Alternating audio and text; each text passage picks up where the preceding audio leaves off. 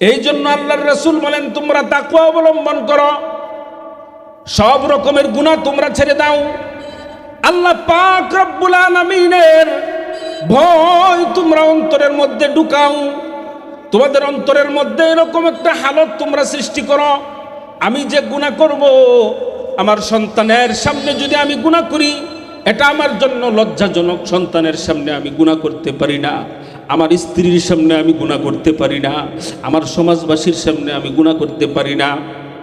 কিন্তু আমি যদি আল্লাহর অবাধ্যতা, আল্লাহর নাফরমানিটা যদি আমি করি, দুনিয়ার কোনো মানুষ দেখবে না, আমার সন্তান দেখবে না, আমার ফ্যামিলির কেউ দেখবে না, আমার এলাকাবাসী দেখবে না, আমার সমাজ আমাকে দেখবে না।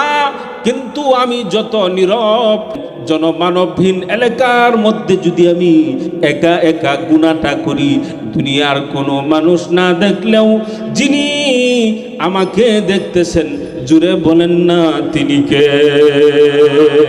তিনি কে? আল্লাহ। আল্লাহ আমাকে দেখতেছেন। এটার নাম হলো তাকওয়া।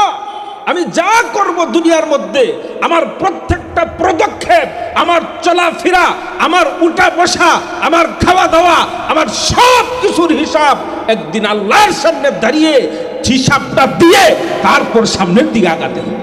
হিসাব দিতে হবে আল্লাহর কাছে। দুনিয়ার মধ্যে আমি খাবার খাইতেছি, আমার খাবারের হিসাব আল্লাহর কাছে দিতে হবে। আমি চলাফেরা করতেছি, আমার চলাফেরার হিসাব আল্লাহর কাছে দিতে হবে। আমি যা করতেছি দুনিয়ার মধ্যে সব কিছুর হিসাব আল্লাহ পাক রব্বুল আলামিনের কাছে দিতে হবে।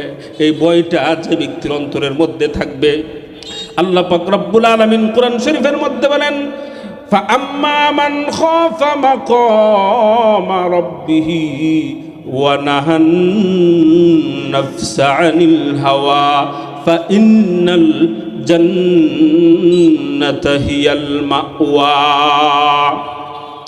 আল্লাহ রাব্বুল আলামিন বলেন, দুই কাজ যে করবে, যার ভিতরে দুইটা গুণ থাকবে। এক নাম্বার হলো আল্লাহর সামনে দাঁড়িয়ে জবাবদিহিতার ভয়। দুনিয়ার মধ্যে আমি যা কিছু করব, সব কিছুর জবাব আমার আল্লাহর সামনে দাঁড়ায় একদিন দিতে হবে। এই বিচারের দিবসের ভয় যদি কোনো মানুষের অন্তরের মধ্যে থাকে, এক নাম্বার। দুই নাম্বার হলো আনাহান নাফসা আনিল হাওয়া, নফসের কুপ্রবৃত্তি থেকে বেঁচে থাকবে। মন যা চায় সে তা করবে না। মন চায় নামাজ কাজা করতে, নামাজ কাজা করবে না। মন চায় সুদ খাইতে, সুদ খাইবে না। মন চায় মিথ্যা বলতে, মিথ্যা বলবে না। মন চায় হারাম খাইতে, হারাম খাবে না। এইভাবে সব রকমের হারাম থেকে বেঁচে থাকবে। নফসের কুপ্রবৃত্তি থেকে যে ব্যক্তি বেঁচে থাকবে, এক নাম্বার। আরেকটা হলো আল্লাহর সামনে দাঁড়িয়ে জবাবদিহিতার ভয় যার অন্তরের মধ্যে রাখবে। এই দুইটা গুণ যার ভিতরে থাকবে, আল্লাহ পাক রব্বুল আলামিন বলেন, ফাইন্নাল জান্নাতা হিয়াল মাওয়া, ওই ব্যক্তির চির শান্তির বাসস্থান, তার চির শান্তির ঠিকানা হলো আল্লাহর জান্নাত। সুবহানাল্লাহ। চির শান্তির, চির সুখের বাসস্থান, তার জায়গা হবে জান্নাত। আল্লাহ পাক তার জন্য জান্নাত সৃষ্টি করে রাখছেন। আল্লাহু আকবার জোরে কর। কাজে আমি শুধুমাত্র আপনাদের সামনে রাসূল আকরাম সাল্লাল্লাহু আলাইহি ওয়াসাল্লামের গুরুত্বপূর্ণ হাদিস থেকে দু একটি সবক আমি আপনাদের সামনে উপস্থাপন করব। আপনারা যারা এখানে বসেছেন সকলের মনোযোগ কি আমার দিকে আসেনি? ইনশাআল্লাহ সকলে একটু হাত তুলেন তো উপরের দিকে। কোন সুবহানাল্লাহ, আলহামদুলিল্লাহ, লা ইলাহা ইল্লাল্লাহ, আল্লাহু আকবার। আলহামদুলিল্লাহ। রাসূল আকরাম সাল্লাল্লাহু আলাইহি ওয়াসাল্লাম মসজিদে নববীর মধ্যে বসে সাহাবায়ে কেরামদেরকে উদ্দেশ্য করে বয়ান করতেছিলেন, ওয়াজ করতেছিলেন, নসিহত করতেছিলেন। ওয়াইজ ছিলেন, নসিহতকারী ছিলেন রাসূল আকরাম সাল্লাল্লাহু আলাইহি ওয়াসাল্লাম, শ্রবণকারী ছিলেন হযরত সাহাবায়ে কেরাম রিদওয়ানুল্লাহি আলাইহিম আজমাইন। রাসূলুল্লাহ সাল্লাল্লাহু আলাইহি ওয়াসাল্লাম সাহাবীদেরকে উদ্দেশ্য করে বলেন, ও আমার সাহাবীরা, তোমরা কে আছো? দুইটি শর্তের ভিত্তিতে আমার কাছ থেকে কয়েকটি কথা তোমরা গ্রহণ করবে। এক নম্বর শর্ত, নিজে আমল করবে। দুই নম্বর শর্ত, এমন ব্যক্তির কাছে কথাগুলো পৌঁছাইবে যারা এই কথাগুলোর উপরে আমল করবে। শর্ত কয়টা? জোরে কন্যা সবাই। শর্ত কয়টা? 1 নাম্বার নিজে আমল করা, 2 নাম্বার এমন ব্যক্তির কাছে কথাগুলো পৌঁছানো যারা রাসূলুল্লাহর ওয়াজ, রাসূলুল্লাহর নসিহতগুলোর উপরে আমল করবে। উপস্থিত সাহাবীদের মধ্য থেকে হযরত আবু হুরায়রা রাদিয়াল্লাহু আনহু দাঁড়াইলেন। হযরত এই হাদিসের বর্ণনাকারী হযরত আবু হুরায়রা। হযরত আবু হুরায়রা বলেন যে আমি দাঁড়ালাম, আমি বললাম ইয়া রাসূলুল্লাহ, আমি রাজি আছি 2 শর্তের ভিত্তিতে আপনার কাছ থেকে কথা নেওয়ার জন্য। নিজে আমল করব, এমন ব্যক্তির কাছে কথাগুলো পৌঁছাইব যে এই কথাগুলোর উপরে আমল করবে। সুবহানাল্লাহ জোরে বলুন। আল্লাহর নবী সাল্লাল্লাহু আলাইহি সাল্লাম হযরত আবু হুরায়রার হাতের মধ্যে ধরলেন, ফাআদ্দা খামসান। হযরত আবু হুরায়রার হাতের 5টি আঙ্গুল গণনা করলেন। 1 নাম্বার আঙ্গুলের মধ্যে ধরে 1 নাম্বারের ওয়াজ নসিহত, 2 নাম্বার আঙ্গুলের মধ্যে ধরে 2 নাম্বারটা, 3 নাম্বার আঙ্গুলের মধ্যে ধরে 3 নাম্বার, এইভাবে 5টি অঙ্গুলি গণনা করলেন। নবীজি হযরত আবু হুরায়রাকে উদ্দেশ্য করে 5টি নসিহত করছেন। কয়টি নসিহত জুড়ে কম? 5টি। মুসলমান বন্ধুগণ আমার, রাসূল আকরাম সাল্লাল্লাহু আলাইহি ওয়াসাল্লাম হযরত আবু হুরায়রা রাদিয়াল্লাহু তাআলা আনহুর 5টি অঙ্গুলি গণনা করে করে 5টি নসিহত করছেন, 5টি ওয়াজ করছেন। হযরত আবু হুরায়রা বলেন, নবীজি সাল্লাল্লাহু আলাইহি ওয়াসাল্লাম আমার হাতের 1 নাম্বার আঙ্গুলের মধ্যে ধরে নবীজি 1 নাম্বার যে নসিহতটা, 1 নাম্বার যে ওয়াজটা আমাকে করেছেন। হযরত আবু হুরায়রা বলেন, নবীজি 1 নাম্বার ওয়াজ আমাকে করেছেন, ইত্তাকিল মাহারিমা তাকুন আ'বাদান নাস। হযরত আবু হুরায়রা রাদিয়াল্লাহু আনহু বলেন, নবীজি সাল্লাল্লাহু আলাইহি ওয়াসাল্লাম 1 নাম্বারের ওয়াজ করলেন, 1 নাম্বারের নসিহত করলেন, ইত্তাকিল মাহারিম। ও দুনিয়ার মানুষ, তোমরা খুব ভালো করে শুনে রাখো, তোমরা খুব ভালো করে শুনে রাখো। ইত্তাকিল মাহারিম, সব রকমের গুনাহ তোমরা ছেড়ে দাও, সব রকমের হারাম তোমরা ছেড়ে দাও। নবীজি সাল্লাল্লাহু আলাইহি ওয়াসাল্লাম বলেন, তোমরা যদি সব রকমের গুনাহ, সব রকমের হারাম যদি তোমরা পরিত্যাগ করতে পারো, নবীজি বলেন তাকুন আ'বাদান নাস। দুনিয়ার মধ্যে যত মানুষ আল্লাহ পাক রব্বুল আলামিন সৃষ্টি করেছেন, সমস্ত মানুষের মধ্যে তুমি সবচাইতে বড় আবেদ হইয়া যাইবা। সুবহানাল্লাহ জুরে কোন। দুনিয়ার মধ্যে যত মানুষ আছে, আল্লাহ পাক রব্বুল আলামিন যত মানুষ সৃষ্টি করছেন, তুমি যদি তাকওয়া অবলম্বন করো, তুমি যদি সব রকমের গুনাহ পরিত্যাগ করো, তোমাকে এত নেকির কাজ করতে হবে না। শুধুমাত্র গুনাহ ছাড়ো, দুনিয়ার মধ্যে তুমি সবচাইতে বড় ইবাদত গুজার, দুনিয়ার মধ্যে তুমি সবচাইতে বড় আবেদ হয়ে যাইবা। যেরকম সুবহানাল্লাহ। মুসলমান বন্ধুগণ আমার কথাগুলো খুব ভালো করে বুঝবেন। অল্প সময়ে গুরুত্বপূর্ণ কয়েকটি কথা আপনাদেরকে আমি শোনাতে চাচ্ছি। আল্লাহর নবীজি সাল্লাল্লাহু আলাইহি ওয়াসাল্লাম পৃথিবীর মানুষগুলোকে বলেন নাই, ও পৃথিবীর মানুষগুলো, তোমরা হাজার হাজার রাকাত তাহাজ্জুদের নামাজ পড়লে তোমরা বড় আবেদ। তোমরা লক্ষ লক্ষ টাকা আমার রাস্তায় তোমরা যদি দান করতে পারো, তাহলে তোমরা বড় আবেদ। তোমরা যদি হাজার হাজার খতম কোরআন তিলাওয়াত করো, তোমরা বড় আবেদ। নবীজি এই কথা বলেন নাই, বরং নবীজি বলছেন, তোমরা ছোট থেকে ছোট, যত ছোট হোক না কেন, ছোট থেকে ছোট একটা গুনাহ যদি তোমরা ছেড়ে দিতে পারো, তাহলে এই একটা গুনাহ ছেড়ে দেওয়ার কারণে তুমি সব চাইতে বড় ইবাদত গুজার হয়ে যাইবা। তুমি সবচেয়ে বড় ইবাদত গুজার আবেদ। কেন নবীজি এই কথা বললেন? আমার কথা বুঝেন নিবে আপনারা? কেন বললেন নবীজি এই কথা যে গুনাহ ছাড়লে বড় আবেদ? তার কারণ কি?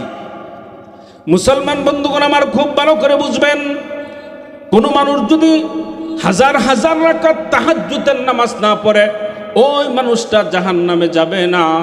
কোনো মানুষ যদি হাজার খতম কোরআন তিলাওয়াত না করে, ওই মানুষটাও জাহান্নামে যাবে না। কোনো মানুষ যদি 1000 টাকা লক্ষ লক্ষ টাকা আল্লাহর রাস্তায় দান সদকা নফল দান সদকা না করে ওই মানুষটাও জাহান্নামে যাবে না। কিন্তু কোনো মানুষ ছোট থেকে ছোট যত ছোট হোক না কেন কোনো ছোট্ট একটা গুনাহ যদি কোনো মানুষ করে ফেলে এই ছোট্ট একটা গুনাহই বান্দাকে জাহান্নামে নিয়ে যাওয়ার জন্য যথেষ্ট হয়ে যাবে। ঠিক না বেঠিক? ছোট্ট এক গুনাহ মানুষকে জাহান্নামে নিয়ে যাওয়ার জন্য যথেষ্ট। এই জন্য আল্লাহর রাসূল বলেন তোমরা তাকওয়া অবলম্বন করো, সব রকমের গুনাহ তোমরা ছেড়ে দাও। আল্লাহ পাক রব্বুল আলামিনের ভয় তোমরা অন্তরের মধ্যে ঢুকাও। তোমাদের অন্তরের মধ্যে এরকম একটা হালত তোমরা সৃষ্টি করো, আমি যে গুনাহ করব আমার সন্তানের সামনে যদি আমি গুনাহ করি এটা আমার জন্য লজ্জাজনক। সন্তানের সামনে আমি গুনাহ করতে পারি না, আমার স্ত্রীর সামনে আমি গুনাহ করতে পারি না, আমার সমাজবাসীর সামনে আমি গুনাহ করতে পারি না। কিন্তু আমি যদি আল্লাহর অবাধ্যতা আল্লাহর নাফরমানিটা যদি আমি করি দুনিয়ার কোনো মানুষ দেখবে না, আমার সন্তান দেখবে না, আমার ফ্যামিলির কেউ দেখবে না, আমার এলাকাবাসী দেখবে না, আমার সমাজ আমাকে দেখবে না। কিন্তু আমি যত নীরব একদম জনমানবহীন এলাকার মধ্যে যদি আমি একা একা গুনাহটা করি দুনিয়ার কোনো মানুষ না দেখলেও যিনি আমাকে দেখতেছেন জুড়ে বলেন না তিনি কে? তিনি কে? আল্লাহ। আল্লাহ আমাকে দেখতেছেন। এটার নাম হলো তাকওয়া। আমি যা করব দুনিয়ার মধ্যে আমার প্রত্যেকটা পদক্ষেপ, আমার চলাফেরা, আমার উঠা বসা, আমার খাওয়া দাওয়া, আমার সব কিছুর হিসাব একদিন আল্লাহর সামনে দাঁড়িয়ে হিসাবটা দিয়ে তারপর সামনের দিকে আগাতে হবে, হিসাব দিতে হবে আল্লাহর কাছে। দুনিয়ার মধ্যে আমি খাবার খাইতেছি, আমার খাবারের হিসাব আল্লাহর কাছে দিতে হবে। আমি চলাফেরা করতেছি, আমার চলাফেরার হিসাব আল্লাহর কাছে দিতে হবে। আমি যা করতেছি দুনিয়ার মধ্যে সব কিছুর হিসাব আল্লাহ পাক রব্বুল আলামিনের কাছে দিতে হবে। এই বইটা যে ব্যক্তির অন্তরের মধ্যে থাকবে, আল্লাহ পাক রব্বুল আলামিন কোরআন শরীফের মধ্যে বলেন فَأَمَّا مَنْ خَافَ مَقَامَ رَبِّهِ وَنَهَى النَّفْسَ عَنِ الْهَوَى فَإِنَّ الْجَنَّةَ هِيَ الْمَأْوَى। আল্লাহ রাব্বুল আলামিন বলেন দুই কাজ যে করবে যার ভিতরে দুইটা গুণ থাকবে। এক নাম্বার হলো আল্লাহর সামনে দাঁড়িয়ে জবাবদিহিতার ভয়। দুনিয়ার মধ্যে আমি যা কিছু করব সব কিছুর জবাব আমার আল্লাহর সামনে দাঁড়ায় একদিন দিতে হবে। এই বিচারের দিবসের ভয় যদি কোনো মানুষের অন্তরের মধ্যে থাকে এক নাম্বার। দুই নাম্বার হলো আনাহান নাফসা আনিল হাওয়া, নফসের কুপ্রবৃত্তি থেকে বেঁচে থাকবে। মন যা চায় সে তা করবে না। মন চায় নামাজ কাজা করতে, নামাজ কাজা করবে না। মন চায় সুদ খাইতে, সুদ খাইবে না। মন চায় মিথ্যা বলতে, মিথ্যা বলবে না। মন চায় হারাম খাইতে, হারাম খাবে না। এইভাবে সব রকমের হারাম থেকে বেঁচে থাকবে। নফসের কুপ্রবৃত্তি থেকে যে ব্যক্তি বেঁচে থাকবে এক নাম্বার। আরেকটা হলো আল্লাহর সামনে দাঁড়িয়ে জবাবদিহিতার ভয় যার অন্তরের মধ্যে রাখবে। এই দুইটা গুণ যার ভিতরে থাকবে আল্লাহ পাক রব্বুল আলামিন বলেন ফাইন্নাল জান্নাতা হিয়াল মাওয়া, ওই ব্যক্তির চির শান্তির বাসস্থান, তার চির শান্তির ঠিকানা হলো আল্লাহর জান্নাত। সুবহানাল্লাহ। চির শান্তির চির সুখের বাসস্থান, তার জায়গা হবে জান্নাত। আল্লাহ পাক তার জন্য জান্নাত সৃষ্টি করে রাখছেন। আল্লাহু আকবার জোরে কর। মুসলমান বন্ধুগণ আমার, শুধু তাই নয়, আল্লাহ পাক রব্বুল আলামিন অন্য আয়াতের মধ্যে বলেন যার ভিতরে আল্লাহর সামনে দাঁড়িয়ে জবাবদিহিতার ভয় থাকবে, ওয়ালিমান খাফা মাকামা রাব্বিহি জান্নাতান, যার ভিতরে আল্লাহর সামনে দাঁড়িয়ে জবাবদিহিতার ভয় থাকবে। আল্লাহর সামনে দাঁড়াতে হবে, এই ভয়টা যার ভিতরে থাকবে আল্লাহ বলেন আমি আল্লাহ ওই ব্যক্তিকে একটা জান্নাত দিব না, বরং ওই ব্যক্তিকে আমি আল্লাহ পাক রব্বুল আলামিন আখিরাতে দুইটা জান্নাতের মালিক বানায়া দিব। সুবহানাল্লাহ, জোরে কোন কয় জান্নাতের মালিক আল্লাহ বানাবেন? জোরে কোন, কথা বুঝে না আমার। আল্লাহ কয় জান্নাতের মালিক বানাবেন? দুই জান্নাতের মালিক মহান রব্বুল আলামিন আমাদেরকে বানায় দিবেন। দুইটা জান্নাতের মালিক আল্লাহ পাক নিজে স্বয়ং কোরআন শরীফের মধ্যে উল্লেখ করছেন। মুসলমান বন্ধুগণ, আমার সময় যেহেতু কম, একদম সংক্ষিপ্ত আকারে আপনাদের সামনে একটা উপমা দিয়ে আমি আমার আলোচনা শেষ করব। খলিফাতুল মুসলিমিন হযরত ওমর রাদিয়াল্লাহু তাআলা আনহুর সময়কার, হযরত ওমর রাদিয়াল্লাহু আনহুর সময়ের ঘটনা। একটা যুবক ছিল, যুবকটার ভিতরে ছিল আল্লাহ পাক রব্বুল আলামিনের ভয়। সব সময় ইচ্ছা আল্লাহকে ভয় করত। আল্লাহর ভয় সে অন্তরের মধ্যে রেখে সব রকমের গুনাহ থেকে সে বেঁচে থাকতো। মসজিদে নববীর মধ্যে সে 5 ওয়াক্ত নামাজ সে আদায় করত। এইভাবে যেহেতু মসজিদে নববীর মধ্যে তার আসা যাওয়া ছিল, 5 ওয়াক্ত নামাজ যেহেতু সে মসজিদে নববীর মধ্যে পড়তো, এই জন্য খলিফাতুল মুসলিমিন হযরত ওমর রাদিয়াল্লাহু তাআলা আনহু ওই যুবকটাকে খুব ভালোবাসতেন, খুব মহব্বত করতেন, খুব আদর করতেন। এইভাবে যুবকটা প্রত্যেক দিন এশার নামাজের পর তার বাড়ির মধ্যে তার একটা বৃদ্ধ বাবা ছিল। তার বাবাকে দেখার জন্য প্রত্যেক দিন এশার নামাজের পর ওই যুবকটা বাড়িতে চলে যেত। বাড়িতে গিয়ে তার বাবাকে দেখতো, তার বাবাকে দেখে আবার সে চলে আসতো মসজিদে নববীর মধ্যে এসে সে অবস্থান করত। এইভাবে চলতেছিল। আর প্রত্যেক দিন সে যে এশার নামাজের পর তার বৃদ্ধ বাবাকে দেখার জন্য যায়, রাস্তার মধ্যে সুন্দরী সুশ্রী একটা মেয়ে নিজেকে সুসজ্জিত করে রাস্তার মধ্যে দাঁড়িয়ে থাকতো এবং যুবকটাকে ওই মহিলাটা তার নিজের দিকে আকৃষ্ট করত, তার নিজের প্রেমে ডাকতো, নিজের দিকে ডাকতো। এইভাবে যুবকটা প্রতিদিন তার বাবাকে দেখার জন্য যাইতো। মহিলাটা ওই যুবকটাকে নিজের দিকে ডাকতো, কিন্তু যুবকের ভিতরে যেহেতু ছিল মহান আল্লাহ পাক রব্বুল আলামিনের ভয়, এই জন্য যুবকটা একটা বারের জন্য মহিলাটার দিকে তাকাইতো না। একবারের জন্য যুবকটা মহিলার দিকে তাকাইতো না। এইভাবে 1 দিন 2 দিন 3 দিন বেশ কয়েকদিন পর্যন্ত যাইতেছিল।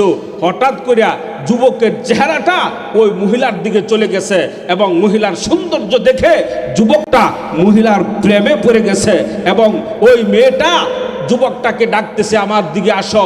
যুবকটা মহিলার ওইভাবে মহিলার কাছে যাইতেছিল। মহিলাটা নিজের বাড়ির দিকে যাইতেছে, যুবকটাও পিছনে পিছনে ওই মহিলাটার পিছনে পিছনে মহিলার বাড়ির দিকে যাইতেছিল। যাইতে যাইতে যাইতে যাইতে যখন একদম ঘরের ভিতরে প্রবেশ করবে, এমন সময় যুবকটার মহান আল্লাহ পাক রব্বুল আলামিনের কুরআন শরীফের একটা আয়াত স্মরণ হয়ে গেছে। জুরে কোন সুবহানাল্লাহ। মুসলমান বন্ধুগণ আমার, ওই যুবকটার মহান আল্লাহ পাক রব্বুল আলামিনের কুরআন শরীফের একটা আয়াত স্মরণ হয়ে গেছে। কুরআন শরীফের আয়াতের অর্থ হলো যে যখন কোনো মানুষের ভিতরে তাকওয়া থাকবে, আল্লাহ পাক রব্বুল আলামিনের ভয় থাকবে, ওই মানুষটাকে যদি শয়তানের দুকা, শয়তানের প্ররোচনা আক্রান্ত করে, শয়তানের দুকার মধ্যে যদি সে পড়ে যায়, তখন আল্লাহ পাক কুরআন শরীফের মধ্যে বলেন তাযাক্কারু, ওই মানুষটার আল্লাহ পাক রব্বুল আলামিনের কথা স্মরণ হয়ে যাবে। যার ভিতরে থাকবে তাকওয়া, শয়তান যদি তাকে প্ররোচনা দেয়, শয়তান যদি তাকে দুকা দেয়, তখন তার আল্লাহ পাক রব্বুল আলামিনের কথা স্মরণ হয়ে যাবে। আল্লাহর কথা স্মরণ হওয়ার পর সে গুনাহ থেকে বেঁচে থাকবে, সে গুনাহকে পরিহার করবে। ফলে আল্লাহ বলেন এইভাবে আল্লাহ পাক রব্বুল আলামিন তাকওয়ার বরকতে তাকে তাকওয়ার রাস্তা এবং গুনার রাস্তাটা তার জন্য সহজ করে দিবে। সে চিনতে পারবে কোনটা গুনার রাস্তা, কোনটা এইভাবে তাকওয়ার রাস্তা। যুবকের মাথার মধ্যে আয়াতটা আসার সাথে সাথে যুবকটা বেহুশ হইয়া জমিনের মধ্যে পড়ে গেছে। মুসলমান বন্ধুগণ আমার, 1-2 মিনিটের ভিতরে আমি শেষ করতেছি। ওই যুবকটা যখন বেহুশ হয়ে জমিনের মধ্যে পড়ে গেছে, তখন ওই মহিলাটা তার আশপাশের বাদীদেরকে নিয়ে টানা হেসরা করে ওই যুবকটাকে কোনো রকম তার বৃদ্ধ বাবার দরওয়াজার আঙ্গিনার মধ্যে ফেলে মহিলাটা চলে আসছে। রাত্র যখন গভীর হলো, তার বাবা যখন জরুরত ছাড়ার জন্য ঘর থেকে বের হবে, দেখে সামনে তার দরওয়াজার সামনে তার যুবক ছেলেটা বেহুশ হয়ে পড়ে আছে। তার বৃদ্ধ বাবা মাথার মধ্যে পানি দিল, আশপাশের মানুষদেরকে ডাকলো, মাথার মধ্যে পানি দিল। পানি দেওয়ার পর যুবকটা যখন হুঁশ আসলো, যুবকটাকে জিজ্ঞাসা করে, বাবা তোমার কি হয়েছে, কি জন্য তুমি বেহুশ হয়ে পড়ে আসো? যুবকটা বলতেছে, বাবা আমি একটা মহিলার প্রেমে পড়ে গিয়েছিলাম, আল্লাহর কোরআনের বই আমার আল্লাহ পাক রব্বের সাথে সাথে আমি বেহুশ হয়ে জমিনের মধ্যে পড়ে গেছি, আমি আর কোনো কিছু বলতে পারি না। ওই বৃদ্ধ বাবা ডাক দেয়া বলতেছে, ওরে আমার সন্তান, আল্লাহর কোরআন শরীফের কোন আয়াতটা তোমার স্মরণ হয়েছে, এই আয়াতটা তিলাওয়াত করে তুমি আবার শোনাও। কোন আয়াতটা তোমার স্মরণ হয়েছে? মুসলমান বন্ধুগণ আমার, এবার যুবকটা দ্বিতীয়বারের মতো যখন কোরআন শরীফের আয়াতটা তিলাওয়াত করতে শুরু করলো, দ্বিতীয়বার আল্লাহর কোরআনের আয়াতটা তিলাওয়াত করার সাথে সাথে ওই যুবকটা আবার বেহুশ হয়ে জমিনের মধ্যে পড়ে গেছে। বৃদ্ধ বাবা মাথার মধ্যে পানি দেয়, মুখের মধ্যে পানি দেয়, দেখে আগে পানি দেওয়ার পর যুবকটার চেতন আসছিল, যুবকটার হুঁশ আসছিল, এবার পানি দিতেছে, দেখে না না এই যুবকটা আর দুনিয়ার মধ্যে বেঁচে নাই, এই যুবকটা চিরদিনের জন্য পৃথিবী থেকে বিদায় নিয়েছে, চিরদিনের জন্য যুবকটা মারা গেছে।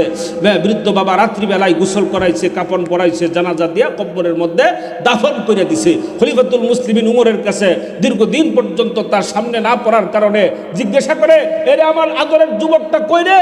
বলে তাকে তো দেখি না। তার বাবাকে ডাকো। তার বাবারে ডাক দিছে, কি কি খবর, আপনার যুবক সন্তানটা কোথা? আমিরুল মুমিনিন খলিফাতুল মুসলিমিন, আমার যে সন্তানটা ছিল তার সাথে এই এই ঘটনা ঘটেছিল, সে তো দুনিয়া থেকে চলে গেছে, তাকে কবরস্থ করা হয়েছে, কবরের মধ্যে দাফন করে দেওয়া হয়েছে। খলিফাতুল মুসলিমিন উমর বলে, আপনার সন্তানটা মারা গেল, আমাকে শোনালেন না, এটা কি ঠিক করলেন? কবর কোথায় দিছেন? আমাকে নিয়ে যান, তার কবরটা আমি জিয়ারত করব।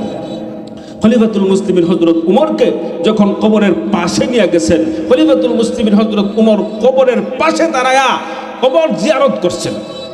মুসলমান বন্ধুগণ আমার, এবার কবরটা জিয়ারত করার পর ইবনে আসাকির ওনার কিতাবের মধ্যে লিখেন, আল বিদায়া ওয়ান নিহায়ার মধ্যেও ঘটনাটা উল্লেখ করা হয়েছে। ওই সময় খলিফাতুল মুসলিমিন হযরত উমর রাদিয়াল্লাহু তাআলা আনহু ওই মৃত যুবকটাকে উদ্দেশ্য করে ডাক দেয়া বলে, ওরে যুবক, আল্লাহ তো কোরআন শরীফের মধ্যে বলছেন, ওয়ালিমান খাফা মাকামা রাব্বিহি জান্নাতান, যার ভিতরে থাকবে আল্লাহ পাক রব্বুল আলামিনের ভয়, আল্লাহ তার মৃত্যুর পর দুই জান্নাতের মালিক বানায়া দিবেন। ওরে যুবক, তুই তো তাকওয়ার উপরে থেকে আল্লাহর ভয় অন্তরের মধ্যে রেখে তুই দুনিয়া থেকে বিদায় হইছ, আল্লাহ কি ওনার ওয়াদা বাস্তবায়ন করে তোরে দুইটা জান্নাতের মালিক বানাইছেন কিনা? এই কথা বলার পর কিতাবের মধ্যে আসছে, ওই কবর থেকে মৃত যুবকটাই ডেকে ডেকে বলতেছে, আমিরুল মুমিনিন খলিফাতুল মুসলিমিন, আমি তাকওয়ার উপরে অটল থেকে দুনিয়া থেকে এসেছি, আমার ভিতরে ছিল আল্লাহ পাক রব্বুল আলামিনের ভয়, আল্লাহর ভয় আমার অন্তরের মধ্যে থাকার কারণে, এইভাবে আল্লাহর ভয় আমি অন্তরের মধ্যে নিয়ে দুনিয়া থেকে বিদায় নেওয়ার কারণে মহান আল্লাহ পাক রব্বুল আলামিন কোরআন শরীফের মধ্যে যে তিনি ওয়াদা দিয়েছেন, ওনার ওয়াদাটা বাস্তবায়ন করে মহান আল্লাহ আমাকে কবরের মধ্যে দুইটা জান্নাতের মালিক বানায়া দিয়েছেন। সুবহানাল্লাহ, দুই জান্নাতের মালিক। এই জন্য দোস্ত নবীজি বলেন, ইত্তাকিল মাহারিম, সব গুনাহ ছাড়ো, তাকুন আবাদান নাস, সেরা ইবাদত গুজার হয়ে যাও। আমরা গুনাহ ছাড়বো তো ইনশাআল্লাহ। আল্লাহ তাআলা আমাদেরকে আমল করার তৌফিক দান করুন। আসসালামু আলাইকুম ওয়া রাহমাতুল্লাহ।